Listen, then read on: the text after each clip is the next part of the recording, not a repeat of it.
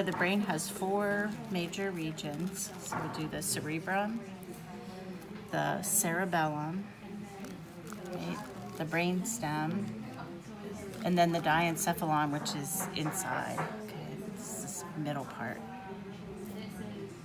All right, so now the cerebrum has the left cerebral hemisphere and the right cerebral hemisphere. So this would be the right, and this is the left. Okay, the sulci are the indentations, so where we're going down, the grooves, and the gyri are the top, the raised parts. Okay, now, I don't want to mess this up again. This is the longitudinal fissure. Okay, so fissures are deeper, and this is the horizontal fissure. It's going this way. So how's that? Okay, so it separates the cerebrum from the cerebellum. Okay, and the longitudinal separates the right and left hemispheres. Okay, and then we said don't worry about the sulci because they're hard to see on here. Okay, then the lobes, so the frontal lobe is at the very front. Okay, so there's frontal lobe. Here is parietal lobe. It's on the top. What do you want? How should I hold it? Like that? Parietal lobe is on the top. Temporal is on the side. Okay, so like the temple of your glasses. Occipital is on the back. Okay, and the insula is inside. So the insula is like this top part of the ice cream cone. That's the insula. Okay. All right, now, if we go inside the brain, if we do the longitudinal cut, let's see.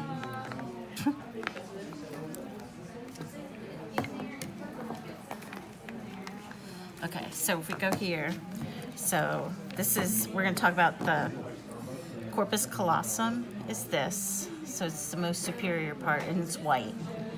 Okay, then the fornix is this little white part right here. And then the hippocampus is inside. So the hippocampus is like, the hippocampus is in here. This part, and they call it a whale, a happy whale. It keeps you happy. It's supposed to keep you happy, like keep you, you're not thirsty and you're not hungry. Okay, now if we go back here. Okay, so diencephalon is this middle part. Okay, so thalamus is the circle right in here. And that's the one we say looks like filet mignon, right? Here's hypothalamus is down here. It's below it. Pineal gland and epithalamus are the same thing. So this is the pineal gland hanging out the back. And then the pituitary gland, I didn't bring a pituitary gland up. Oh, there's the pituitary gland right there. And the pituitary gland is attached to the hypothalamus by the infundibulum. Okay, then, okay, so we were talking, okay, so the ventricles, so if we do the ventricles, so up here's the lateral ventricle, okay, and then the middle, or the third ventricle is right here, and the cerebral aqueduct goes right here, and the fourth ventricle would lay right here. Okay, so lateral, third, and then cerebral aqueduct, and then the fourth. Okay, the septum pellucidum is this hard part, right? It's not really hard. When we do the dissection, you'll see it's really a soft, thin tissue, but it's right here and it covers the lateral ventricles. Okay, now if we do the brain stem, so medulla oblongata, and then the pons, and then the midbrain is the top part. So there's the midbrain. Will that work? Can you see it?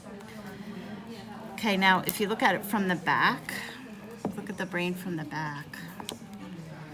So the midbrain has this part here, which is called the corpora quadrigemina. And so these are the superior colliculi, and these are the inferior colliculi. So the top and the bottom, and then that's the pineal gland. So we're just looking at it from behind, right? Okay, now the cerebellum. So for the cerebellum, you should know there's 2 hemispheres, right? Just a right and a left. The white, these are the arbor vitae. So that's just the white matter in the brain. And then the cerebellar cortex is the gray. Okay, and I went over the ventricles, and I think that's it.